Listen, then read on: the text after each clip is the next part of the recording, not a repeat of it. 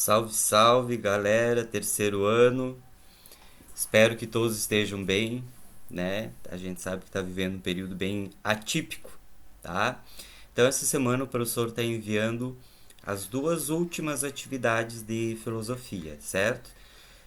Esse material, o professor vai gravar esse vídeo explicando um pouco esse processo e esse slide também o professor vai enviar, certo? Quem não conseguir entender direito lá no slide, pode pegar então aqui a, a videoaula que o professor está gravando e passando para a turma. Se a turma tiver necessidade, também o professor pode abrir uma sala de conversa lá no Meet, né? Aí no horário de aula, quem estuda de manhã a gente faz de manhã, quem estuda à tarde a gente faz à noite. À tarde não tem nenhum terceiro ano esse ano. Tá? Aí assim, a gente vai lá e tira as dúvidas. Então assim, nas vídeos aulas anteriores, o professor falou da história do desenvolvimento da ciência, falou da diferença entre a atitude científica, né, do senso comum, e agora nós vamos entrar nas chamadas revoluções científicas, que é exatamente aquilo que nos norteia nos dias de hoje. Principalmente a gente vendo assim, ó, agora nesse período de pandemia, um monte de gente lá, cloroquina, não sei o que. Pessoal, sem obedecer os métodos científicos, nem uma verdade é considerada verdade, certo? Ou nenhuma proposição é considerada verdade. Quem faz as últimas modificações no conceito de ciência dentro da filosofia é um cara chamado Thomas Samuel Kuhn, certo? E para a gente poder entender ele, a gente vai ter que entender um pouco o que existia antes dele, né? Nós vimos até Descartes, Bacon e John Locke. E isso tudo, gente, até John Locke, o período iluminista ou a filosofia iluminista, acreditava-se e tinha-se por base o conceito positivista de ciência. O que é isso, gente? Existia a ideia ou a base, que inclusive está na bandeira nacional, ordem e progresso. Da onde que vem isso?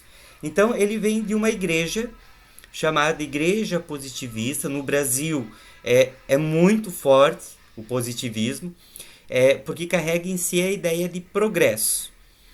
Para entender o que é esse progresso e qual a desconstrução que Thomas Kuhn vai fazer disso, nós temos que lançar a mão de um conceito que a gente está aprendendo desde o primeiro ano do ensino médio, que é a dialética, o processo dialético, tá?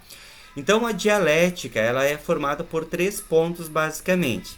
Primeiro dele é tese. O que é a tese? É tudo aquilo que se pode conhecer pelos nossos sentidos, é todo objeto passível de conhecimento, certo? Tato, olfato, visão, audição e paladar. Tudo que é percebido pelos sentidos, objeto, né? Um pincel, um caderno de brochura, enfim, qualquer coisa que possa ser conhecido. A antítese é aquilo que está dentro de mim, é a minha consciência. Então, quando a minha consciência entra em contato com o objeto, essa consciência vai produzir uma síntese, certo? A síntese é o conhecimento produzido a partir do contato entre o objeto e a consciência, certo? Só que não termina aí, ok? Esse conceito de dialética a gente pode explicar como se fosse uma espiral, certo? Então, assim, desde o momento que a pessoa nasce, tendo ela os sentidos perfeitos, vamos colocar assim, né? Ela vai conhecer os objetos. Então, existe o dentro dela, que é a consciência, o mundo fora dela, que é o objeto. Então, quando o objeto entra na consciência da pessoa, ela vai adquirindo impressões vai adquirindo conhecimento sobre esse objeto e vai produzindo a síntese, que é o próprio conhecimento, certo? Qual que é o problema do período iluminista e do período positivista? Eles acreditavam que a cada nova descoberta científica, a ciência e a sociedade ela ia progredindo. Haveria então essa ideia de progresso, essa ideia de aumento. Então, por exemplo, temos uma infecção, criamos um antibiótico, do antibiótico, outro antibiótico, né? E aí vai todas as técnicas de desenvolvimento que eram criadas e acrescentadas a esse modelo, ele era considerado um progresso. Qual é o problema nisso? O problema nisso, gente, é a ideia de dogmatismo. Em síntese, o ano passado nós estivemos estudando um cara chamado Wittgenstein, quando ele quebra com a ideia de uma verdade absoluta. Wittgenstein, década de 20, década de 30, ele desconstrói a ideia de que a ciência, ou até mesmo a filosofia, seja dona total e absoluta do conhecimento. Tá? Agora, posterior a Wittgenstein, é que entra esse cara aí, o Thomas Kuhn, Thomas Samuel Kuhn. E ele escreve um livro, né, que é a estrutura das revoluções científicas, certo? E que vai se tornar o eixo fundamental de toda a ciência, tá? A ciência contemporânea. Para entender um pouco sobre esse cara, né, ele vai se opor, ele vai ser contrário a tudo aquilo que havia sido pensado como progresso. Principalmente dentro do Círculo de Viena. Pessoal que já está aí se preparando, ligado para o Enem, né? A gente não sabe ainda como é que vai funcionar essa coisa do Enem, por conta aí da pandemia, mas é para ter, tá? De toda forma, é para ter. Então, assim, o que vai acontecer? O Círculo de Viena, Karl Popper, Imre Lakatos, esses caras todos, eles falam dessa ideia de progresso científico. Thomas Kuhn, ele não é um filósofo, tá? No sentido de ter formação filosófica, né? Ter feito a graduação de filosofia. Mas a filosofia está em todos os ambientes do conhecimento. Ele, na verdade, ele é graduado em física pela Universidade de Harvard, mas ele vai se dedicar muito mais às questões filosóficas da ciência, tá? Então, o que ele diz? Ele diz o seguinte: toda a ciência madura atravessa dois estágios aparentemente estáveis e um outro completamente instável, imprevisível e revolucionário. O primeiro estágio, ela é chamada de ciência normal. O que é essa ciência normal? Vamos trazer para os nossos dias. Quando se fala em tratamento de vírus, né? Como o vírus da gripe, aquela que todo mundo tem. Todos nós somos doentes, temos o vírus da gripe. Quais são os métodos de combate?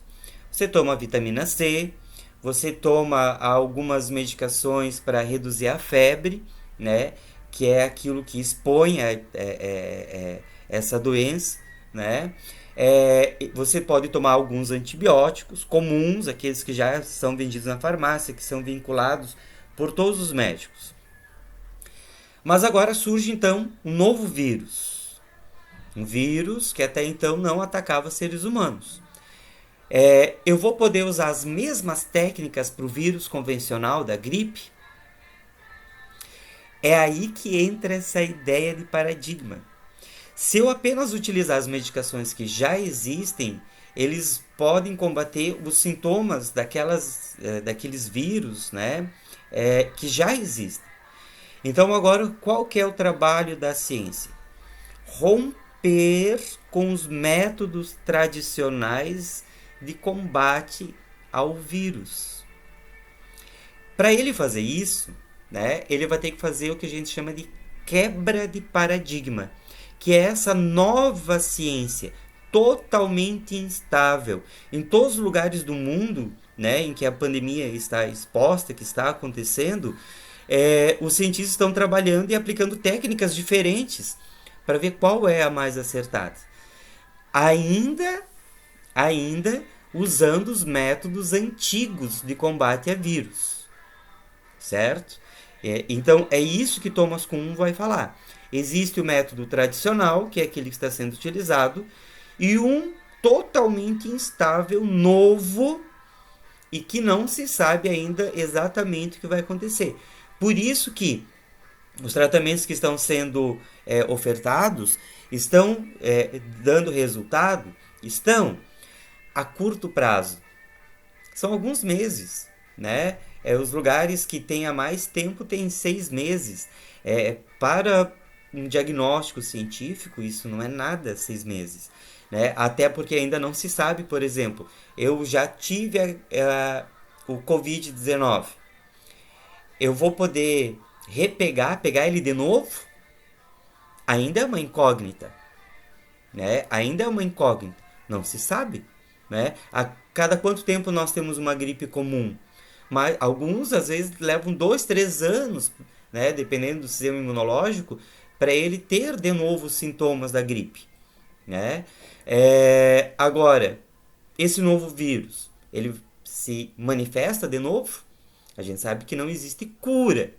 Existe tratamento para quando ele ataca o sistema imunológico. Então, aí é que está a grande questão. Bom,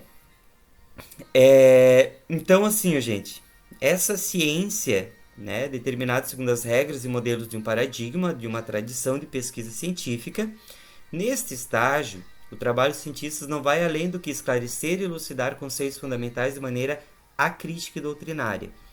O que é isso? São aqueles tratamentos que já existem. Ele só vai acomodando, ele só vai refinando, ele só vai melhorando aquele modelo de tratamento específico, que é o que está acontecendo hoje. Não há uma quebra de paradigma aqui. Existe uma acomodação a um novo vírus. Nós não temos ainda cura para vírus, certo? Bom, só para a gente fazer essa contextualização. Tais regras da ciência normal não são apresentadas no sentido de um conjunto de métodos que prescreverão a pesquisa científica, mas como práticas convencionais que serão adotadas e condicionadas a fatores sociológicos e culturais. Então, o que nós temos, gente? Nós temos, dentro do modelo da dialética, um modelo apenas. Tese, antítese e síntese. Todas as regras convencionais de tratamento de um determinado problema, que no caso, o exemplo que o professor estava dando, a questão dos vírus, do Covid-19, tudo isso está dentro de um método. Qual é esse método? É ajudar o corpo do ser humano a desenvolver anticorpos para aquele vírus. Não cura o vírus continua ali. Até porque ele faz parte lá da cadeia de DNA da pessoa, certo? Agora, o que é a ideia de descontinuidade? A ideia de paradigma de Thomas Kuhn. Então, a gente viu esse modelo aqui antes, né? Antes de Thomas Kuhn, como sendo progressista. Cada vez que se cria um novo método, a ideia estaria progredindo. O que Thomas Kuhn propõe com o conceito de paradigma? E o que é esse paradigma? Então, veja, existe um modelo comum doutrinário de tratamento de determinado problema, certo? Para mim romper com esse paradigma, não vai então ser necessário apenas desenvolver anticorpos no corpo do ser humano, mas talvez criar um outro paradigma totalmente diferente do anterior. Não vai mais ser com antibióticos, não vai mais ser com anti-inflamatórios, nem nada disso. Vai ser um outro método. Esse novo método ele é instável. Quando esse novo método se torna comum, ele vai precisar, e aí ele não dá mais resposta, ele não vai além daquilo, ele vai precisar de um novo método, e de um outro novo, e de um outro novo, e de um outro novo, e assim sucessivamente. O que a gente está querendo dizer com isso? Que não vai ter a ideia de progresso científico, mas vai ter a ideia de descontinuidade. Porque quando você adota um novo método, você rompe totalmente com o método anterior. Vamos pegar um outro exemplo mais bobinho, né? A forma como a gente escrevia. Então você vai pegar a história da escrita. Primeiro é com uniforme, desenhinhos, né? Depois vem a escrita hieróglifa, lá dos egípcios, para depois vir a escrita alfabética. Num primeiro momento só feito a pena, e só poucas pessoas sabiam fazer. Aí vem lá Gutenberg e inventa a imprensa, né? A prensa. Aí o que acontece? Uma Bíblia que levava às vezes 10, 15 anos para ser escrita manualmente, agora ela pode ser escrita em poucas horas com aquela prensa de Gutenberg. Até criarmos a máquina de escrever, até criarmos os computadores. Ou seja, quem hoje, num paradigma bem avançado, voltaria à antiga prensa, sem o uso de energia elétrica, com aquelas tábuas todas esculpidas, onde você passava tinta, você prensava o papel. O que aconteceu aqui? Nós rompemos com os métodos anteriores. Nós criamos um novo paradigma sobre a forma de escrita, tá? Então, é isso que Thomas Kuhn está propondo. É essa quebra de paradigma. O que não é fácil, tá? Porque para a ciência ela se move também dentro dos seus dogmas, das suas verdades. Por exemplo, não existe cura para vírus. Ponto. Isso é um dogma. E ele é uma crença. Pode ter? Pode, mas ainda não temos. Certo? Para ter essa cura, a gente vai ter que romper com os métodos anteriores. Então vejam, gente, o conceito de paradigma, quando Thomas Kuhn escreve, havia um monte de imprecisões, isso não estava muito claro. Então, em 69, ele faz um pós-fácil, depois de já ter escrito o livro dele, as novas edições, havia um adendo, onde ele coloca de forma mais clara o que é o conceito de paradigma. Então, Kuhn ele vai defender que um paradigma científico ele é um conjunto de crenças, de técnicas e valores compartilhado por uma comunidade que serve de modelo para abordagem de soluções de problemas dentro de um único esquema da dialética. Agora, o paradigma é a quebra, é deixar de utilizar esses métodos e usar métodos totalmente novos, né? Que em nada se parece com os métodos anteriores. Então, o que ele vai dizer? Que a ciência normal é encarregada de apresentar e resolver questões que surgem no interior de um paradigma. É o que os nossos cientistas estão fazendo hoje. Qual é a forma de tratamento de um vírus? É esse. Agora, novo vírus. Vamos pegar as técnicas que já existem e vamos melhorar para isso. Não há o rompimento de paradigma. Quem sabe vocês, futuros cientistas, consigam encontrar um novo método, né? Para haver esse rompimento. Esse método poderia ser o quê? Mudar todo o esquema de anticorpos do corpo do ser humano.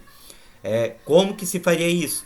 Talvez uma abordagem mais séria, mais crítica, né? Como, por exemplo, alterar a genética humana. Não sei, é só um exemplo, tá? Mas vejam que a ideia que existia até anterior, que é o que nós vivemos hoje, já está apresentando problemas, certo?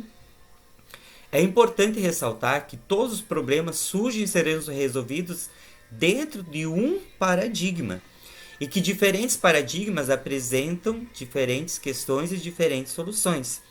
Não existe, então, um método científico que determina as práticas da investigação científica, mas sim um conjunto de regras, que são aquelas que nós estivemos estudando no último vídeo, que são relativas, cada uma a diferentes paradigmas. Enquanto houver problemas cujas soluções encaixam-se no que prevê o paradigma, a ciência normal funciona de forma adequada. Então, por exemplo, nós ainda acreditamos que os métodos que já existem ainda são adequados. Cada vez que surge um problema, usa-se o mesmo método resolvendo aquele problema. Entretanto, quando começam a aparecer problemas que divergem totalmente das expectativas esperadas, o paradigma original começa a enfraquecer e uma nova concepção de mundo começa a suceder à antiga compreensão da ciência normal. Aí nós estamos na Revolução Científica. Começa, a partir de então, o segundo estágio de uma ciência denominada ciência extraordinária. Essa ciência está na fronteira entre dois paradigmas. Modificará todas as regras do antigo paradigma e introduzirá um novo modelo. Né? Você vê, por exemplo, a ideia de transplante de órgãos. É muito fantástico essa ideia da ciência. Né? O transplante de órgãos. No primeiro momento, jamais poderia ser concebido que uma pessoa pudesse receber órgão de outra. Isso até a década lá de 50, década de 60, quando eles começam a fazer uma investigação mais aprofundada, não apenas em animais, mas em seres humanos também. Hoje, gente, é muito mais comum, existe uma fila de espera. Você pode decidir se quer ou não ser doador de órgãos, só temos um problema. Para a pessoa receber um órgão novo, alguém tem que morrer. O que se espera de agora em diante? Que se consiga fazer órgãos, talvez com o mesmo material genético da pessoa, sem precisar que alguém doe. Né?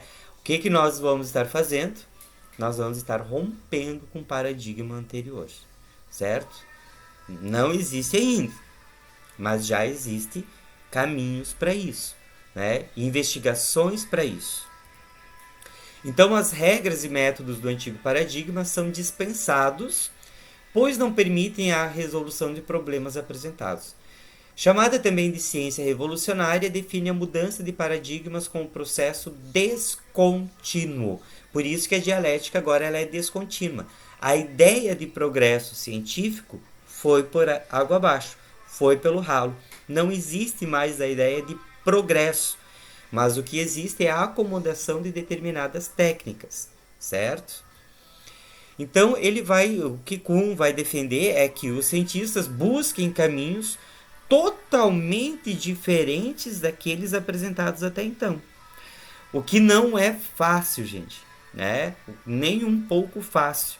Né? Nós não conseguimos nem ainda provar se a teoria do Big Bang é verdadeira ou não, que por hora é apenas uma teoria. Não é uma verdade estabelecida, né?